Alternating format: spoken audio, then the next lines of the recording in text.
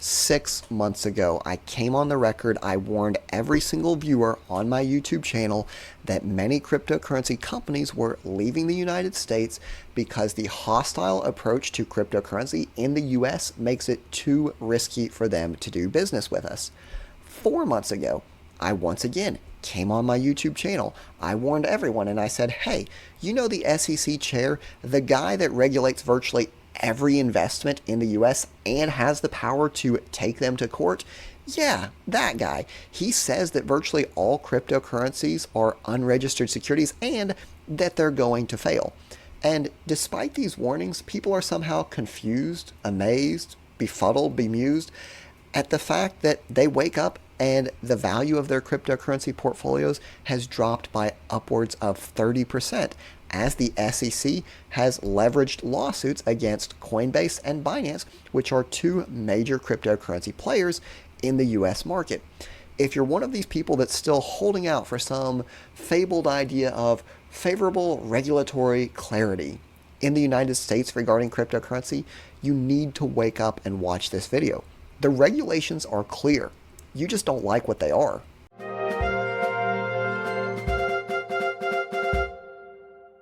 Hey everyone, and welcome back. This is the Part-Time Economist, and in today's video, we are going to be talking all about the recent SEC lawsuits against Binance and Coinbase, but more importantly, why this reiterates the current US approach to cryptocurrency regulation. And before we start this video, of course, I do have to say this is not financial advice. And the second thing that I want to say is that I'm not making this video to put down on anyone or to criticize a specific company.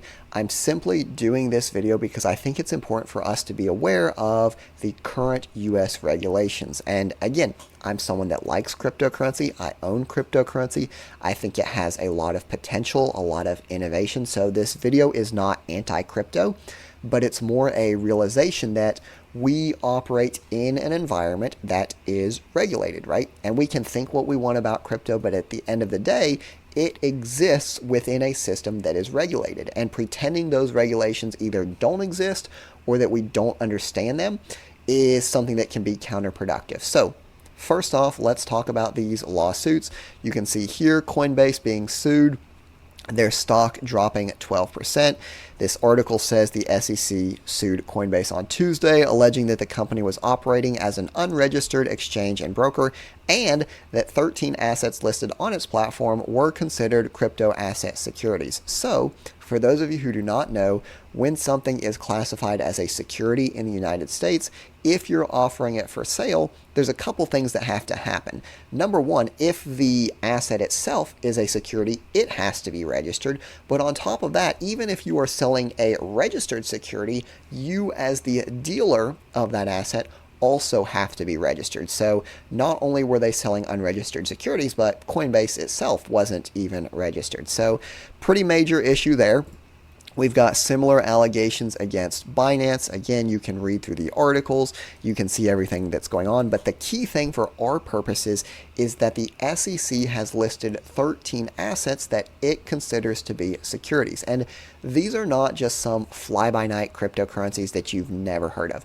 These are major players. These are backbones of the entire cryptocurrency ecosystem. So we've got Solana, we've got Polygon, Cardano. Again, major cryptocurrencies, but it doesn't stop there, because if we classify these as securities, a lot of these like Binance, Cardano, they are not just cryptocurrencies, they are platforms that other projects are built on top of. So if we classify them as securities, everything built on top of them also gets called into question. We see here the Sand and Mana tokens, again, being alleged to be securities.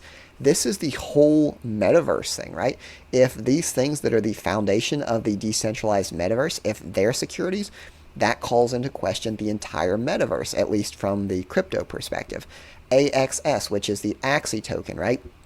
If we're saying, hey, this gaming token is a security, that gives the SEC the leeway to say, hey, virtually all of these cryptocurrency tokens that involve gaming, every blockchain-based game is a security, right? So absolutely massive implications here, but we can't change the SEC's opinion, right? We have to operate in the regulatory framework that we work in. And the thing that gets to me is people are acting like they couldn't see this coming. People are acting like, well, the cryptocurrency regulation in the US is just so unclear. It's so hard to understand. We don't know what's going on.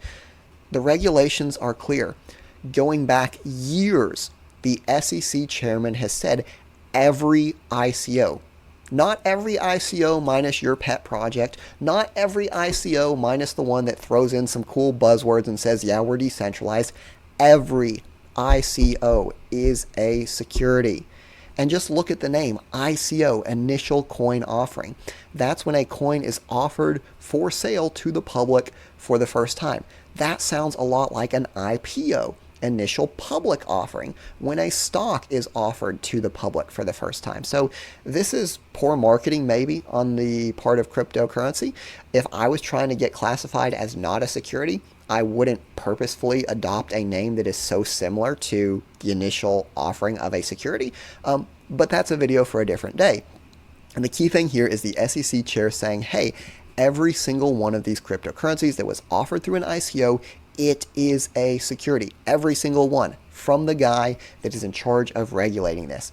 And not only that, but we have Supreme Court cases establishing what a security is, going back to the 1930s. So we have decades and decades of precedents establishing what the definition of a security is. And this is a definition that was given to us by the U.S. Supreme Court, not your local county courthouse, not some representative who doesn't know anything. This is the Supreme Court. The highest court in the U.S. has given us the definition of what a security is.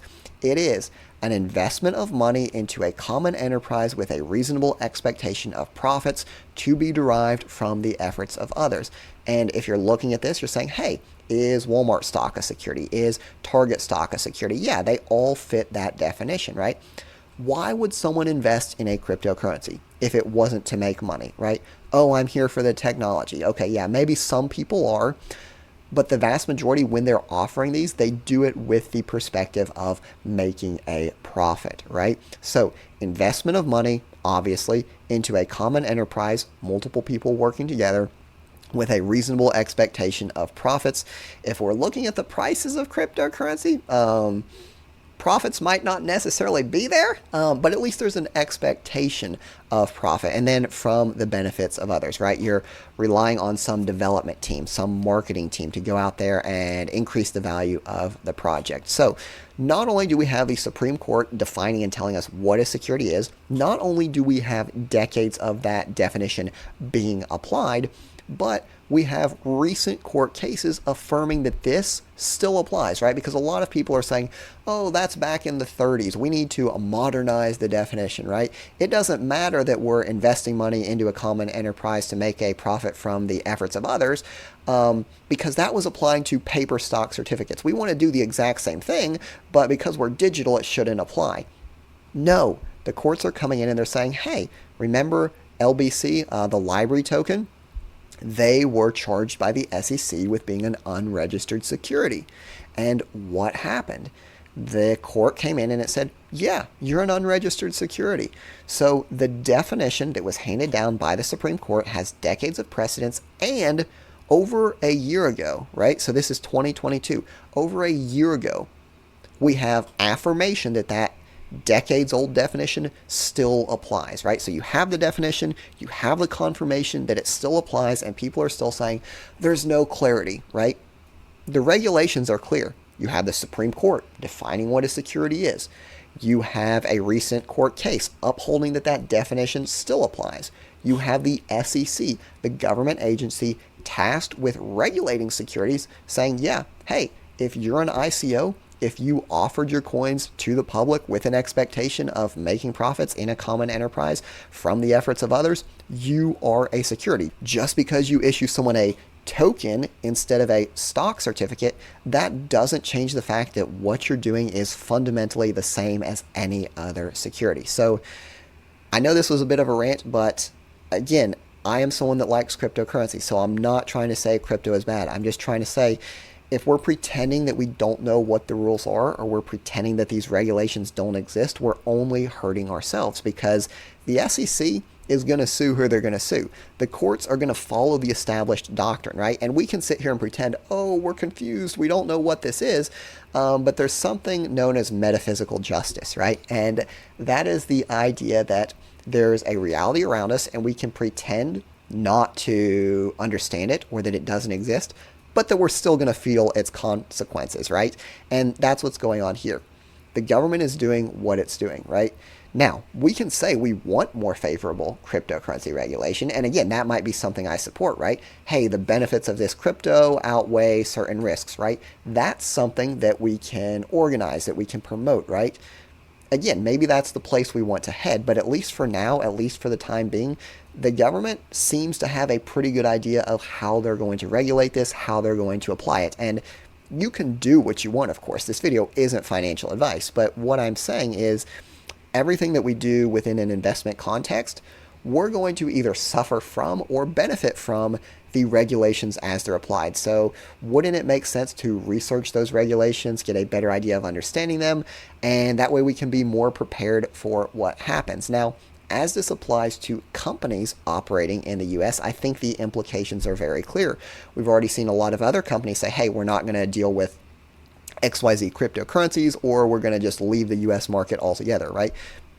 If the SEC gets its way, and again, I'm not the judge, I don't know what's going to happen, but let's suppose they get their way and all of these cryptocurrencies are deemed to be securities. If you're a US company, you've got very few options. One, just exit the US market altogether.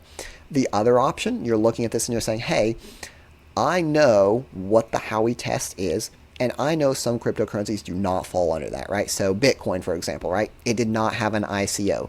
Numerous SEC commissioners have already been on the record. They've said, hey, Bitcoin is a commodity, right? They have clearly said it is a commodity. It doesn't fall under the definition of a security. And this isn't because they like Bitcoin. It's because it doesn't match up with this clearly established definition. So you're a company, you're saying, hey, we're just going to deal in Bitcoin and a couple other small, narrow cryptocurrencies that we feel pretty confident aren't securities, right? That's your other option. And people might be saying, well, hey, why don't you just register yourself as a broker-dealer? Because here's the thing. Let's suppose Coinbase comes out tomorrow and they say, hey, we are going to register all of our representatives. We are a broker-dealer. Okay, the securities themselves, right? You've still got to find a way to register Solana as a security, right? You've still got to go back and find a way to retroactively register Polygon as a security, right? So to offer a wide range of cryptocurrencies, not only do you as a company have to be registered, but you've got to find a way to get all of those different securities, right? All of those different cryptocurrencies registered as well. And many companies will simply find that that's not worth the effort. Who knows? Maybe in the future we see cryptocurrencies regulating themselves, registering as securities. But at least for now, I know this has been kind of a long video. I want to wrap it up basically and say that, again, this is not financial advice. Please do not make any kind of investing decisions based on what you've heard in this video. My point in this video is just to illustrate that we might not like what the cryptocurrency regulations are, but the recent actions by the SEC as well as courts that have upheld the SEC means that we should probably pay attention to what they're saying. So as always, this video is completely my own thoughts. It doesn't reflect the opinions of anyone else. I do hope you enjoyed the video, and I will see you next time.